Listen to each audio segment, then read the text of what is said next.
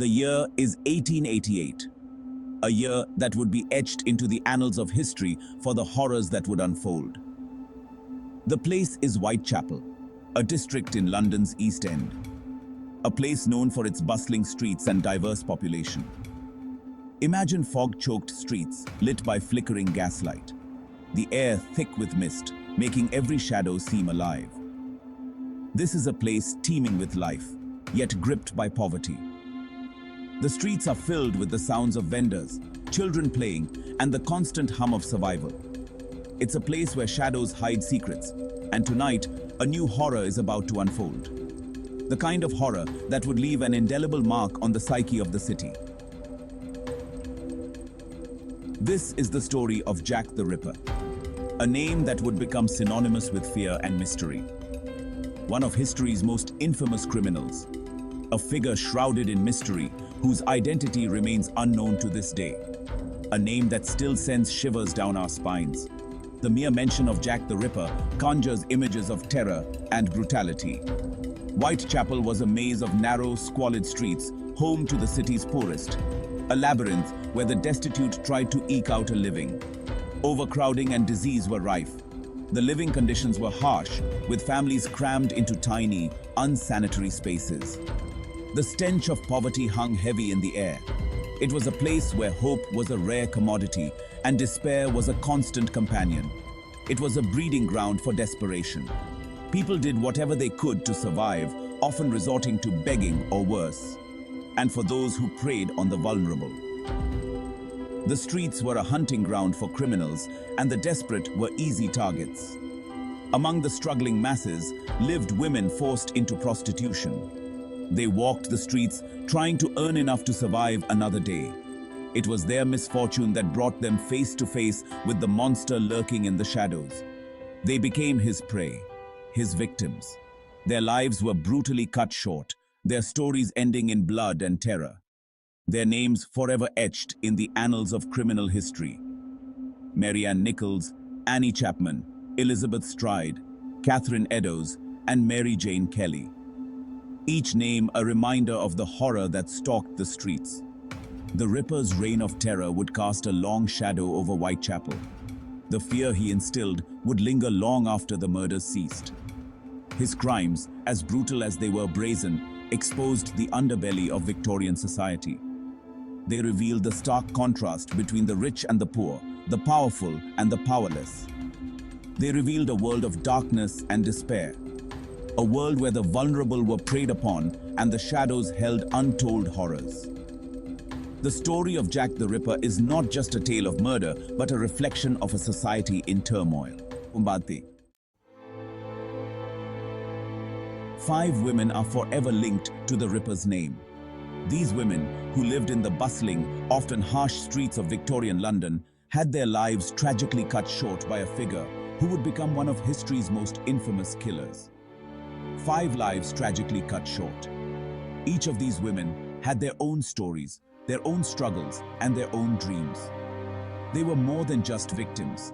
They were individuals with families and friends who loved them. These weren't just nameless victims. They were mothers, daughters, sisters. They were part of the fabric of their communities, and their loss was felt deeply by those who knew them. Their names deserve to be remembered. Mary Ann Nichols, Annie Chapman, Elizabeth Stride, Catherine Eddowes, and Mary Jane Kelly. Each name represents a life that was brutally taken away. It began with Mary Ann Nichols. Her body was discovered on August 31st, 1888. She was a mother of 5, struggling to survive in the harsh conditions of Whitechapel. Her throat was slashed, her abdomen mutilated. The brutality of her murder was shocking, even in an area accustomed to violence. The brutality of the attack shocked even the most hardened police officers. They had never seen anything like it before, and it was clear that this was no ordinary crime. Just a few weeks later, Annie Chapman became the Ripper's second victim. Annie, who had fallen on hard times, was found on September 8th. Found on September 8th, her throat was also cut, her body bearing similar horrific wounds. The similarities between the 2 murders were unmistakable, and the fear in the community began to grow. It was becoming clear that they were dealing with a killer who was not only ruthless, but also becoming bolder. The police were under immense pressure to catch the perpetrator, but they had few leads to go on. Elizabeth Stride and Catherine Eddowes became victims on the same night, September 30th. Elizabeth, known as Long Liz, was found first, her throat cut, but her body otherwise untouched.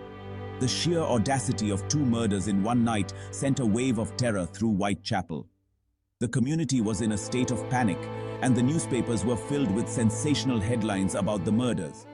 The Ripper was taunting the police, mocking them. He seemed to be playing a game, and the police were always one step behind.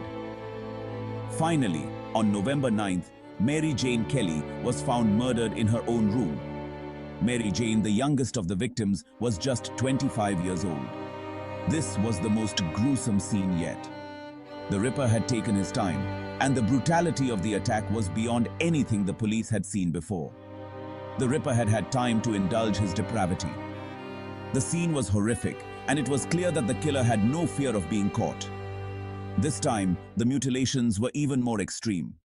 The level of violence was unprecedented, and it left the community in a state of shock. 5 lives extinguished, 5 families left to grieve. The impact of these murders was felt far beyond the immediate families. The entire community was affected. The East End was gripped by fear. Who would be next? The sense of dread was palpable, and the community was desperate for answers. The legacy of Jack the Ripper's reign of terror would haunt Whitechapel for years to come. The murders sent shockwaves through London and beyond. It wasn't just the brutality of the crimes, but the precision with which they were carried out. This was no common thug. This was something far more sinister. The Ripper's weapon was a knife, a sharp, pointed blade that he wielded with chilling expertise. He targeted the throats of his victims, often severing major arteries. His knowledge of anatomy was evident in the way he mutilated their bodies. The removal of organs, particularly in the later murders, suggested a macabre fascination with the human body. It wasn't just about killing, it was about desecration, about leaving his mark. The speed and efficiency of the attacks suggested a certain level of planning.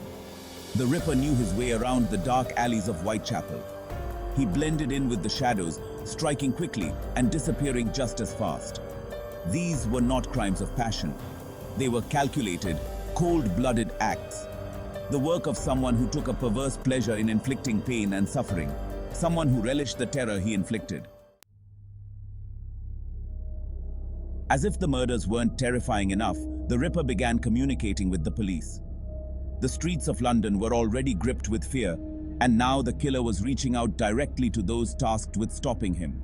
Letters, penned in a scrawling hand, began to arrive at Scotland Yard. Each one was a chilling reminder that the Ripper was not only elusive, but also brazenly confident. These letters were no ordinary correspondence. They were filled with macabre details and a sinister tone that left little doubt about the writer's intentions. They were taunts from hell. The Ripper seemed to relish in the terror he was causing, using his letters to mock the police and the public alike. One of the most infamous letters, signed Jack the Ripper, is how the killer got his name. This signature became synonymous with fear and death in the dark alleys of Whitechapel. In this letter, the writer claimed responsibility for the murders and promised more to come.